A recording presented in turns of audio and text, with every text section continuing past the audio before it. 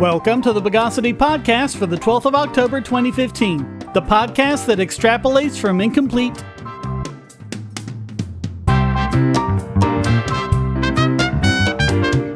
This is your host, Shane Killian, and joining me again this week is Travis Retriever. Travis, welcome back to the show. Good to be back, Shane. Let's dematerialize the news of the Bogus. And our first story is about Ross Ulbricht's life sentence again, and we've covered before how it was basically the result of Judge Catherine Forrest running a kangaroo court.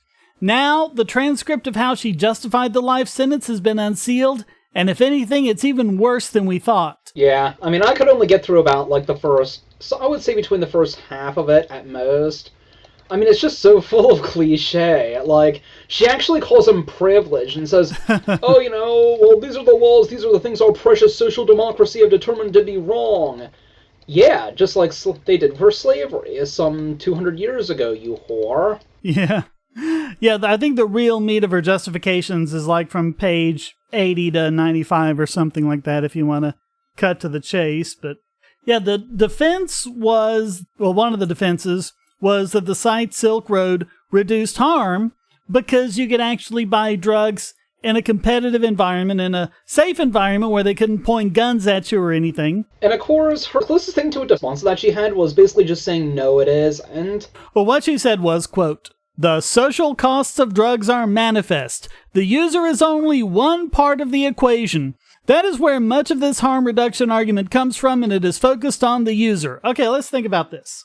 This is like saying a good set of brakes on your car will prevent accidents. And she comes back and saying, but that's only part of the equation. There's other factors that go into whether you have an accident or not. Yeah, but brakes are still good. Yeah. It strikes me as appeal to complication. I think basically trying to bullshit some kind of complication or nuance where there isn't any. Well, and it's also the fact, she goes on to say, quote, "The user is one part of a massive, massive worldwide scheme of drug trafficking, and if you sat where I sat, you would see that the user is not the end. But all that is a result of drugs being illegal." No kidding. And so another aspect of the Silk Road was the idea of doing civil disobedience, trying to help people break a law that shouldn't exist to begin with. By the way, this also brings up something else. It's every time we hear this bullshit from people saying, "Oh, well, you libertarians are losers, who are all talk. You never try to actually implement the stuff you..."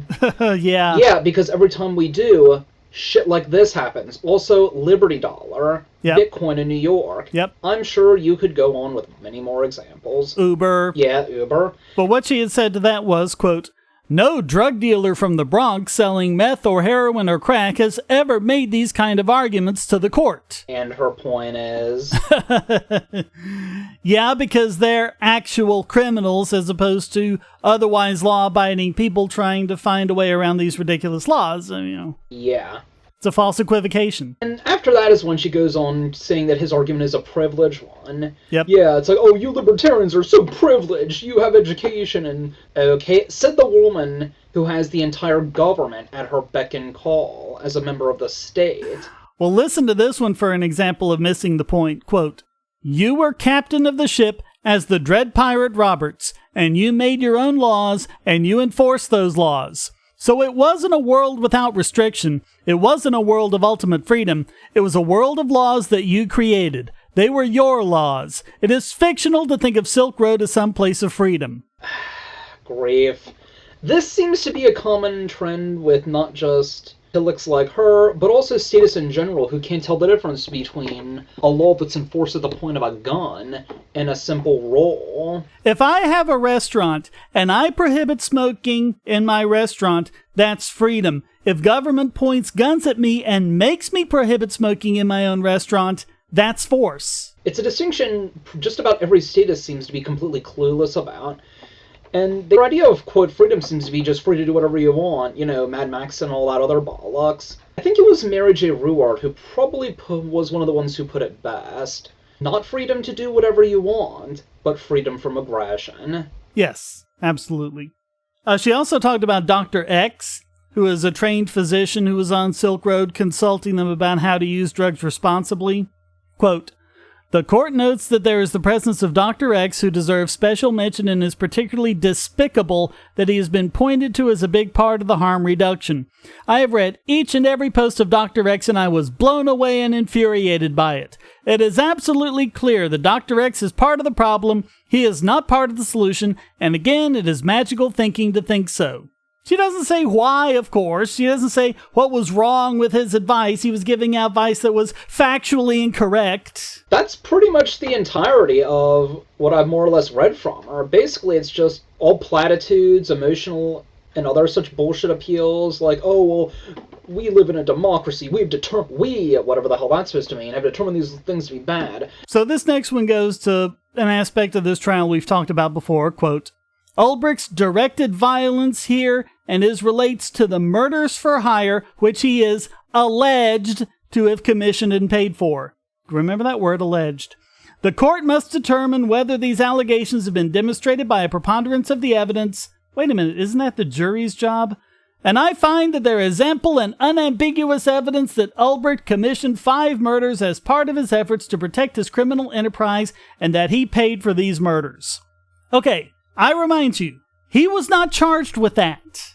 And even if we forgive the fact that this should actually be a question for a jury, she let it in, despite the fact that since it's not a charge, Ulbricht's defense would not get a chance to respond to it, and she let it in by saying that it wasn't prejudicial, which means that it wouldn't have adversely affected the verdict or sentencing. And here she is just stating outright that she's using this as a big justification for her life sentence. Oh, but if we have private police, and in this case courts, like, oh, they won't respect your rights, they'll treat you like crap, they'll be abusive. And yet, notice how that's happening now, and yet the private arbitration, DRO type stuff, funny how none of those horrible things exist with the private equivalent. Yeah, but that's the way it usually goes, isn't it? They complain that something would happen with libertarianism that's already happening with the state. Pretty much. I mean, can you imagine that being done in any other field? Oh my god, have you sectioned for that? So, of course, there's the allegation that Silk Road was creating drug users right and left, and, of course, there was no reason to believe that. People would go on Silk Road maybe because they were buying it there and not from their local dealers. Well, she said, quote, there is no reason to believe, and certainly we cannot know whether, in the absence of the ease of use, of privacy, and the other features of Silk Road, that these first-time users or those trying different drugs for the first time would have done so in the absence of Silk Road. It is just wishful thinking to believe that Silk Road was a zero-sum game. Okay, forgiving the fact that there are about 500 other places on the dark web they could go to get it from. We don't know. We don't have any way of knowing. We don't have any reason to believe one way or another, so shouldn't that go towards the defense? I thought we were innocent until proven guilty here. But let's even say that this, doubled the drug users overnight. So fucking what? It's their bodies and their money, is it not? I mean, good grief. So here's another one about the idea that it just might be better if people get their drugs online in a venue where no one can commit violence against them than by getting it from violent thugs on the street. Well, she said, quote, the social costs associated with arrests for crime committed to support the habit, not the hand-to-hand drug deal. But when those people are addicted and when those people are desperate, they're often stealing. They're stealing to support the habit. Let there be no mistake, there is no way in the world that Silk Road could actually reasonably be expected to reduce violence. Okay, the reason people will steal and go through all that crap is because drugs are expensive. Because they're illegal. But with hundreds of these darknet websites all competing with each other, and even just on Silk Road, you had hundreds if not thousands of individual drug dealers competing with each other, competing based on price and quality and service and things like that. People were actually getting drugs cheaper, and if you can get drugs cheaper, then it's less likely that you'll have to steal to cover the habit. So, she just completely fails to consider that aspect of it. So here's a quote that I kind of think sums up her viewpoint about the whole thing. Quote, all the evidence shows that you viewed Silk Road both as above the law and the laws didn't apply, and in this context, the fact that the laws are what distinguished us from what is uncivilized, that they are the embodiment, laws are the embodiment, and they are the manifestation of our democratic process. When that gets lost, it becomes meaningless. I wasn't aware pointing guns at people to obey your whim was, quote, civilized. Last I checked, that was, I don't know, kind of the opposite of civilization. Yeah, I mean, if laws are what make people civilized, then Nazi Germany must have been the most civilized country in existence. But it wasn't. Laws are what allow people to be uncivilized and get away with it. Especially people in government. But, you know, it doesn't count when they do it because potato. But, I mean, reading through this, it's bad enough that we have this one trial where these horrible things are happening, and hopefully the appeals court will throw it all out. If they don't, it'll be kind of scary because it's not just this bad reasoning, it's all the precedents have been set. All this evidence that she says, the evidence shows, this evidence is conclusive. It's pretty much all digital evidence. And the thing about digital evidence is, unless you have uncompromised digital signatures, where you can confirm that the person who wrote this message was in possession of a private key that corresponds with the public key that you use to verify the signatures, unless you have that going on, then it's impossible to authenticate it. Anyone with a text editor could sit there and just recreate all of this evidence. We know for a fact that several of the FBI agents involved were corrupt and were just doing this to pad their own accounts with millions of dollars in Bitcoin. And there's no chain of custody here. There's no real way of saying this is where they got it and it was copied to this and then copied to that. You have a host of a website being convicted because of crimes committed by the users, which that has been a big separation this whole time. You can't... A separation that admittedly has been getting chipped away at for several years now, courtesy of the DMCA. Well, yeah, but at least in non-copyright contexts, it's held up. Yeah. But, you know, you can't hold a site operator responsible for actions of the users, and that's what they're doing here. You have the general warrants of the kind that the Fourth Amendment expressly prohibits. You can't just write a warrant to say, look around and see what you see. You have to specify what you're looking for, where you expect to find it, where you're going to search, what you're going to take, all of that. And especially considering we have issues like some of the servers being overseas, even though they physically didn't go overseas, even though they hacked into it, that's a big issue too. There was the fact that his libertarian views were completely precluded from the trial. He wasn't allowed to defend any of the arguments that she specifically dismissed in her transcript time and time again. She dismissed the libertarianism because he was not allowed to defend any of that. And she also makes it clear time and time again that she's doing this to set an example as a warning to other people saying, hey, look what happens if you do this. And that, again, goes against every principle of jurisprudence. So, I mean, this isn't just about the dark web. This isn't just about Ross Ulbricht or anything like that. These are very important precedents that if they continue, they could really undermine everything our justice system is all about. It reminds me of these really thick assholes saying, oh, well, you know, you just shut up and stop whining about it in public. You know, you should go through the process and stuff, her dirt. To which I say, rebuttal would be this BS. Don't give me a bullshit choice and then pretend to be surprised when I start looking for alternatives, in my case involving social ostracism and calling people out on their bullshit on public. Yeah, you have to do it in a way where we're forcing you to use this card dealer who is openly stacking the deck in front of everybody.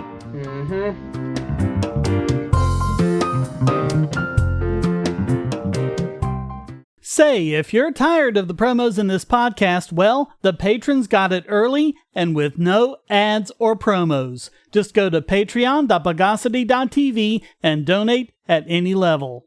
Hi, I'm Dave. You may recognize me from previous Bogosity episodes.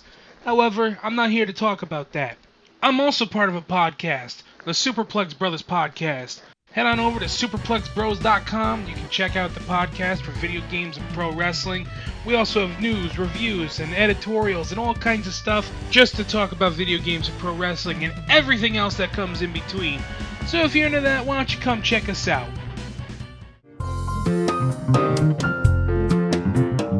Okay, so after another mass shooting in a place where people weren't allowed to carry firearms, of course, Obama wasted no time to get on TV and with his usual supercilious smarminess denounced this heinous act and called for more gun control to prevent it. Despite being from Chicago, yeah, how's that shit working out for you folks? Lol. Yeah. Almost at the same time, forces ultimately led by Obama himself used drones to bomb a hospital run by Doctors Without Borders. Funny if this is the same guy who has a platoon of armed men guarding him. Isn't that something else? All the celebrities and politicians who say, oh, we need to get rid of guns are always flanked by one or more security guards armed with guns. Yeah. So MSF called the strike an attack on the Geneva Conventions, and they urged an independent investigation, which of course the Obama administration is stonewalling. Match? And they want an investigation under the International Humanitarian Fact-Finding Commission, which was formed in 1991, and which requires a request by one of the 76 nations that have signed on to it. The United States is not one of those, by the way. So, MSF President Dr. Joanne Liu said, quote, "Governments up to now have been too polite or afraid to set a precedent. The tool exists, and it is time it is activated. We reiterate our request that the U.S. government consent to an independent investigation led by the International Humanitarian Fact-Finding Commission to establish what happened in Kunduz, how it happened, and why it happened." And the absolute worst part, though, is on the left defending him. Oh, well, yeah, but we have to fight them over there, so we don't have to fight them over here. And I'm like, wait, this sounds familiar. Weren't these the exact same arguments the right were using defending Bush and his wars? And of course, no, Obama didn't do it, the military did. Yes, but Obama is also the commander-in-chief, that is, the leader of the military. The buck stops way over there. By that quote logic, close quote, Hitler didn't murder anyone. Oh no, Hitler didn't kill any Jews or gays or disability people. No, it was the Nazis. How dare you disrespect our Führer, Herpader. Now, of course, after something like this happens, it's kind of chaotic, it's hard to get good numbers, so this may be subject to change, but as of Wednesday, according to CNN, the strike killed 12 doctors and at least 10 patients, 3 of them were children, and wounded another 37. So lawyer Stephen Kay pointed out, quote, "Hospitals enjoy a special protected status under international humanitarian law, so to attack a hospital or medical facility, whether it is a civilian or military installation, is a crime." And it would be a nice, refreshing change if the most transparent administration in history would actually come out and say what happened, but actually they've changed their story 4 times. They said that the airstrike was called because U.S. forces were in danger there. Then they said Afghan forces called for the airstrike. And then General John Campbell testified to a Senate panel. He reiterated this idea about Afghan forces requesting air cover, but he modified that account by saying that the Afghan forces had not directly communicated with the U.S., quote, "Even though the Afghans request that support, it still has to go through a rigorous U.S. procedure to enable fires to go on the ground. We had a special operations unit that was in close vicinity that was talking to the aircraft that delivered those fires." But then they changed their story again and said that it was bombed by accident. And MSF Director General Christopher Stokes said that regardless of what the real story is, quote, "The U.S. military remains responsible for the targets it hits, even though it is part of a coalition." And he also pointed out that MSF had regularly shared the GPS coordinates of the hospital with U.S. coalition and Afghan forces and had updated it as recently as the 29th of September. The fact of the matter is, no matter how they try to splice it, they bombed a fucking hospital. Right. So you also have Jason Cohn, Executive Director for Doctors Without Borders U.S., quote, Today's statement from General Campbell is just the latest in a long list of confusing accounts from the U.S. military about what happened in Kunduz on Saturday. They are now back to talking about a mistake that lasted for more than an hour, despite the fact that the location of the hospital was well known to them and that they were informed during the airstrike that it was a hospital being hit. All this confusion just underlines once again the crucial need for an independent investigation into how a major hospital full of patients and MSF staff could be repeatedly bombed. And yeah, that's something like, it's not like it's 5 seconds they flew over, dropped bombs, flew off, and went, oops. They were bombing this thing for an hour, strike after strike after strike. And even if it was a case of a simple mistake, all that shows is that they're completely incompetent at best. Yeah. And malicious and not giving a fuck at worst. Look, the Obamatons defending this crap, when if it were happening under Bush, they would have hit the ceiling. If you're on the Wi-Fi in a coffee shop or hotel, anyone on that network can get your traffic. Do you really trust all of those strangers? For that matter, do you really trust your ISP? A VPN can protect you from prying eyes, disguise your location, and even foil government censors. It's essential in this day and age, so go to vpn.bogosity.tv and you'll be taken to BoxPN. Starting at just $2.99 a month, you can get unlimited high-speed connections to VPN servers all over the world, and they don't log connections, so your privacy is assured. Traveling abroad, just VPN home, and don't worry about what those other governments are doing. Back at home, stop your ISP from traffic shaping and messing with the quality internet access you're paying good money for. You can connect from multiple machines at once, including your smartphone or tablet, and it supports all the secure standards, including OpenVPN and SSTP. Bypass censors and surveillance with your own secure VPN connection. Go to vpn.bogosity.tv.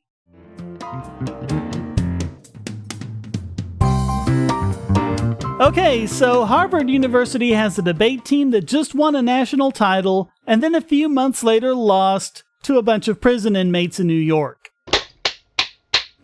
And people wonder why I roll my eyes at most of these institutions in academia in general these days. So this was at Eastern Correctional Facility in New York. It's a maximum security prison, and they have a program there where convicts can take courses taught by faculty from Bard College. And the inmates there formed a debate club, and they invited Harvard to come debate with them. And a 3-judge panel concluded that this team of prisoners had raised strong arguments that the Harvard team had failed to consider when they were debating them in return, and declared the inmates the victors. So yet another nail in the coffin, that is academia. I mean, folks like Thunderfoot will, for example, cry that social justice, for example, in postmodernist BS is, oh, it's a plague upon academia. No, it wasn't. They welcome that shit, and people wonder why there's so much anti-intellectualism, or rather anti-pseudo-bullshit intellectualism these days. So, Max Kenner, the founder and executive of the Bard Prison Initiative, said, quote, "Debate helps students master arguments that they don't necessarily agree with. It also pushes people to learn to be not just better litigators, but to become more empathetic people, and that's what really speaks to us as an institution about the debate union." And the subject was whether public schools should be allowed to deny enrollment to undocumented students, in other words, children of illegal aliens. One of the judges, Mary Nugent, told Wall Street Journal that the Bard team had made the case that the schools which serve undocumented children often did underperform, and the debaters made the case that if these schools refuse to enroll the children, then wealthier schools and nonprofits and private schools will intercede and try and offer them better education. And Harvard's debaters had no response to that, basically. They had no response to the idea that schools could actually compete and actually make things better without this forced requirement going on. Anyone who knows the way the folks at Harvard operate would not be surprised by this. This is an institution that, I want to say about 6.5 years ago, hosted a conference, and I swear to God I'm not making this up, Basically, it was analyzing why people still believe in the free market, to the point of saying that, well, you're a free marketeer, you should be psychologically evaluated. Like, what is it that proves so alluring to scholars, policymakers, and the like, despite it being the magic of the market being an illusion herder? So basically, it was a conference of them saying, why is it these people think a life run by themselves and not being herded at gunpoint by a bunch of Harvard PhDs like us and other experts is the best way to live, despite the fact that collectivism and health statism and our central planning BS in general has failed every single chance it's been tried, and then some. The failure is so staggering and blatant that only a complete blockhead could miss it. How could they possibly think voluntary association is the way to live? But I have to give it up for the Harvard debate team here for being good sports about it. Quote, "There are few teams we are prouder of having lost a debate to than the phenomenally intelligent and articulate team we faced this weekend, and we are incredibly thankful to Bard and the Eastern New York Correctional Facility for the work they do and for organizing this event." Okay, well, at least they were good sports about it. I mean, at least in public, who knows what they said behind closed doors, but... Well, oh, Jesus. God. Oh, Jesus. But, I mean, this looks like a really successful program. The students who earned degrees while they were in custody, fewer than 2% returned to prison within 3 years, compared to the statewide recidivism rate of 40%. Damn. So that's what, hey, if you teach them something, if they actually learn something, if they have skills they can actually apply in the real world without being violent, just maybe they'll decide to do that instead. Color me surprised. But no, it must be that human beings are horrible, and that's why we need government and laws and police and jails. Yeah. I mean, seriously, our students going through K through 12 over 13 plus years of formal education and not having a single real-world skill or something they can use on a job, that is inexcusable. Yeah. There is no excuse for that. Even more so when you take into account the Flynn effect. Oh yeah, the observation that IQs are actually increasing over time. We're becoming smarter, not dumber. Now you can make Amazon purchases with Bitcoin by going to purse.bogosity.tv. That's P-U-R-S-E. Moreover, most purchases can be made at a discount. Save an average of 20% just by buying from Purse, or get even greater discounts by linking your Amazon wish list. Go to purse.bogosity.tv. Bogosity.tv is a participant in the Amazon Services LLC Associates Program, an affiliate advertising program designed to provide a means for sites to earn advertising fees by advertising and linking to Amazon.com. Just clear your cookies and go to amazon.bogosity.tv, or check the right-hand side of the podcast page for Amazon's best deals, including the deal of the day and limited-time lightning deals on all sorts of great products. So next time you buy online, go to amazon.bogosity.tv. And now let's downscope this week's biggest Bogon emitter. And this week it goes to Doug Saffir, or Saffir, I'm not sure how to pronounce that last name, but guess what? It's more e-cigarette Bogosity. Oh, jeez. He says, quote, "Thursday, October 1st marks the beautiful day in history that Connecticut has put some restrictions on the use of e-cigarettes. Most of the same ones on regular cigarettes, since they're both pretty terrible for the people who use one and anyone who is near someone using one." Didn't you point out that the word wasn't secondhand smoke, it was, I think, something else? You said instead, to where the harm of it was shown to be complete bunk? Yeah, I mean, it's just water vapor, with maybe a little few trace amounts of nicotine in there, but, yeah. Well, one, they're shown to be much less harmful than actual cigarettes, even if they are worse than not smoking at all. Yeah. Two, there's the fact that many people have actually quit smoking entirely because of e-cigs, which, when you take that into account, absolutely makes allowing their use relevant. So these restrictions include no e-cigarettes near or in state buildings, no e-cigarettes near or in schools, and no e-cigarettes near or in health facilities. Now, the only one I'm kind of willing to meet them halfway on is health facilities. Yeah. Because even though you can't really show that there's any harm coming from the secondhand vapors, that's really a place where you want to take the precautionary principle and crank it up to 11. Yeah. Because there's people there with all sorts of illnesses, all sorts of disorders, and you don't know how someone with a certain type of cancer or whatever is going to react to that. So that one I'll go with them on. Yeah. At least until we have more information. Well, of course. But he makes this big deal of, quote, businesses that serve alcohol are not on the list of places to ban smoking, which is absolutely ridiculous, because alcohol is so much safer than smoking. Oh, Jesus. Want to know what the saddest part of this point is? Crack.com, of all people, yes, the same group who were railing about how e-cigarettes are to evil, even going as far as Food Babe tear fail with the formaldehyde nonsense in her der. Yeah, we covered that. Yeah. They actually posted an article back when they weren't rubbish, showing laws that backfired, and one of those laws they showed that was counterproductive was banning smoking in bars. Mm-hmm. Since I think what they showed was that since they couldn't smoke at or near the bars, especially in places where it's colder, what they were instead more likely to do, okay, so then they have to go somewhere else, i.e. home to smoke, which means that they're more likely to drive home drunk. Yeah. And more likely to smoke around their children and stuff like that. Of course.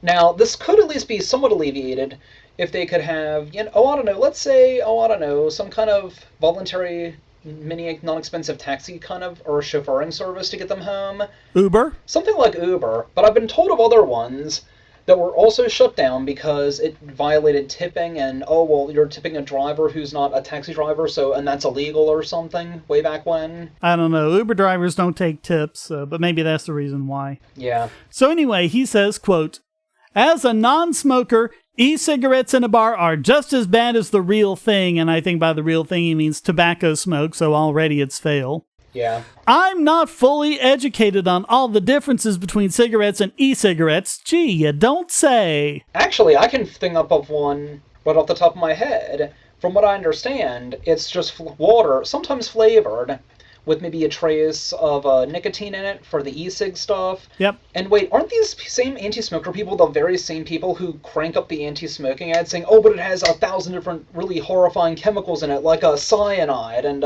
Right. So just more excuses for control, but then what else is new? Oh yeah, I mean, they fully got exposed on that long ago. This is not about public health, but anyway, quote, but they both seem pretty obnoxious and not good for you. I've been to trivia nights at bars where 1 minute you're enjoying a beer and testing your knowledge of world history, and the next you're in a cloud of somebody's secondhand smoke. E-cigs do not produce smoke! Can we get this through people's heads? It's just water vapor. These are our betters, people. The people who can't even tell the difference between smoke and water vapor. Electronic or not, that's pretty damn gross, and the fact that we're still allowing it is a travesty. Being in a bar does not mean we're consenting to inhale addictive or dangerous vapors. Bars should do their best to ban e-cigarettes on their own, and hopefully the law will develop into a full measure eventually. That's the bar owner's choice.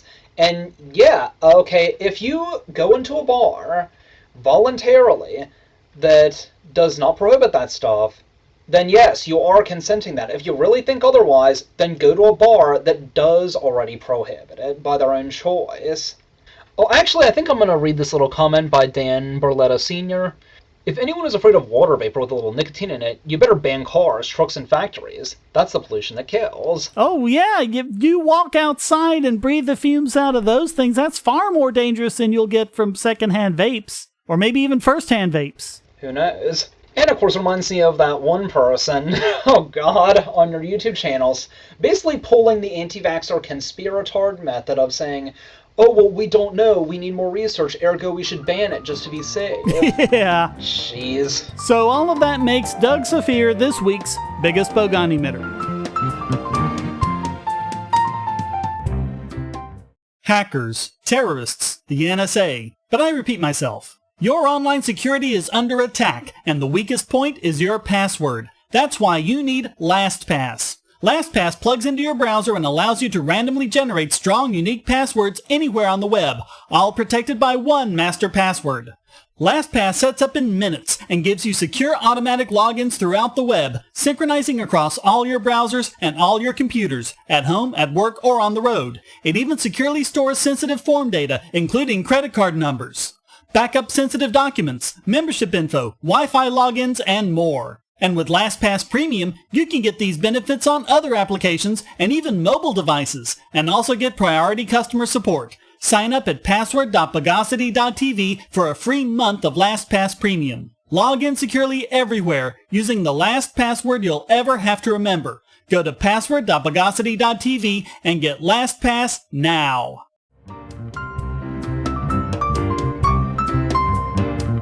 And now it's time to force feed Pop Rocks and Pepsi to this week's Idiot Extraordinaire.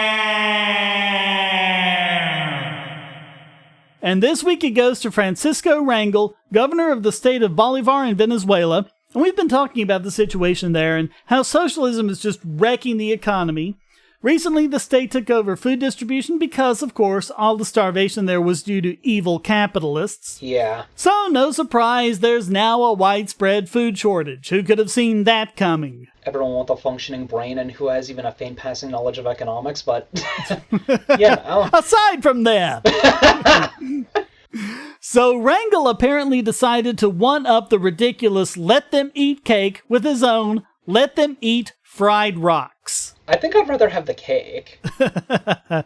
But see, they don't even have cake down there. Sad face. So this was in his radio show on September 29th. He said the Venezuelan people should not yield to temptation or worry about not being able to find flour or sardines to buy. Quote, let them take away whatever they want. I don't know who they are supposed to be. I guess it's those evil capitalists again. We are capable of eating a stick, or instead of frying 2 eggs, fry 2 rocks and we will eat fried rocks.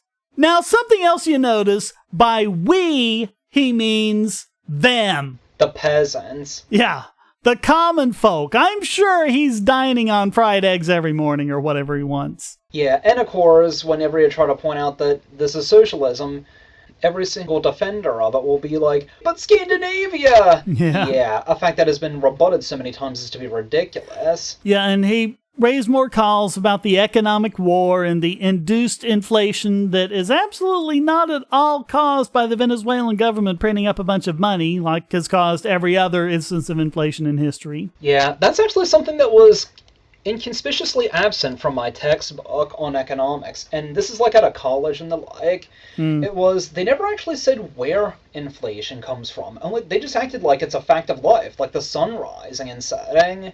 I mean, I think they gracefully hinted at it, like, you know, maybe calling it a sign of a growing economy or some other such bollocks, which is completely asinine if you think about it, and belief in belief. In a sense, if that were true, then why do they control for inflation whenever they figure economic growth? But, you know. Yeah. So he said, quote, now that prices are sky high, we need to fight against this together. Let them not feel like they have beaten us. I guess them being those horrible capitalists again. Meanwhile, the cost of basic food needs in Bolivar has increased by 18.79%. Holy shit. Andre Bello Catholic University estimated that a family has to earn $54.63 a month just to satisfy their food requirements, and that's roughly 6 times the monthly minimum wage. Yikes. And this is amidst the highest inflation in the world. Annual cost of living is increasing at a rate of 633%. Holy fucking shit. Yep. Why people defend this shit is just simply beyond me. It's always the leaders eating well while people starve in bread lines. But that wasn't true socialism, herder. There never has been true socialism, so we need to implement true socialism. Oh, but there's never been a libertarian state, so you don't get to implement libertarianism. Yeah, I have zero patience for people who pull that narrative-changing, inconsistent bollocks. But come on, telling people to eat fried rocks? What else could possibly top that to make anyone other than Francisco Rangel this week's Idiot Extraordinaire? Well, that that wraps up this the hell edition of the Bogosity podcast. As always, you can come to forum.bogosity.tv to read the show notes and join the discussion.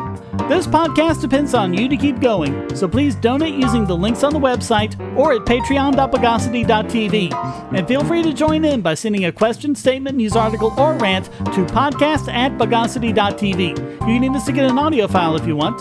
Thank you for listening, and thanks again to Travis Retriever for joining me. You're welcome from your favorite furry.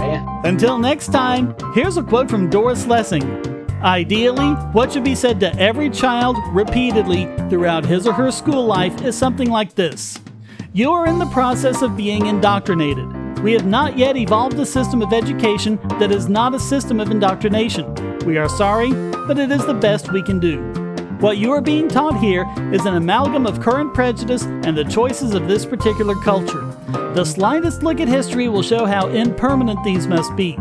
Those of you who are more robust and individual than others will be encouraged to leave and find ways of educating yourself, educating your own judgments.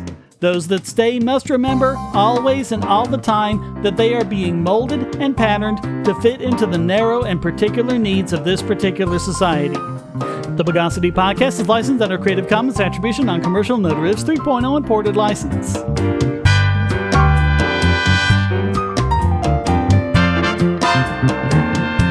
Bogosity.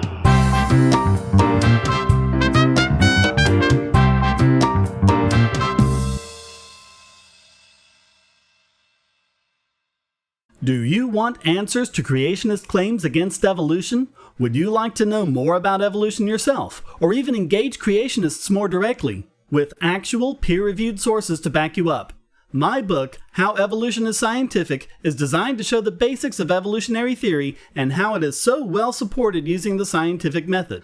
It's impeccably sourced, with references to the actual scientific material, and is arranged using the creationists' own criteria of what is scientific. Using their own arguments against them, see how evolution is scientific, but creationism is not, based on observations, accurate predictions, logic, and evidence. Get answers to common creationist claims, and even a primer on abiogenesis, the start of all life. It's all in my book, How Evolution is Scientific, available at Amazon and on Kindle, EPUB, and PDF as well. Get How Evolution is Scientific and never be taken in by creationists again. It just occurred to me that, since I'm donating to you via Patreon and even volunteering on your podcast, does that mean that we can say that you're my shell or something? Yeah, we probably could. I had to say it. I just had to say it. I've been waiting for ages to say it. Yeah, maybe. Yeah.